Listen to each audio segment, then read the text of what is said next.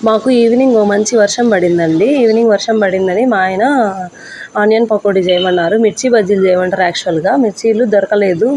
బజ్జీలేసే మిర్చీలు దొరకవండి ఇక్కడ. ఎప్పుడో ఒకసారి దొరుకుతాయి. ఇంకా అవి ఎప్పుడు స్టాక్ ఉంచుకోం కదా! అందుకోసం ఆనియన్ పకోడీ వేశాను. ఈ ఆనియన్ పకోడీ వేస్తా ఉంటే ఒకటి గుర్తొచ్చింది నాకు. మా పెళ్ళయి అత్తగారింట్లోకి వెళ్ళిన రోజే అనమాట సాయంకాలం. బజ్జీలు, ఈ పకోడీలన్నీ వేసేవాళ్ళు. నాకు పిన్ని వరుస అయితది ఒకామె. ఆమె అన్నారు, "ఏస్తావా? తింటావా అమ్మా" అని పిలిచారు కిచెన్‌లోకి. ఫస్ట్ రోజే కదండీ! ఏసుకొని తింటా అని చెప్పాను వెరైటీగా. మీరేసినవి తింటా అంటే నాకు రాదేమో అనుకుంటారు. అది గాక వేస్తానంటే నన్నే అన్నీ ఏయమంటారేమో అన్నట్టు అనిపిచ్చి ఏసుకొని తింటా అని చెప్పాను. సరే రా వేద్దువు అని నన్ను టెస్ట్ చేశారనమాట. ఓకే. నాకు రాకున్నా వచ్చినంత మాట చెప్పాను గదా! ట్రై చేశాను, మొత్తానికేశాను.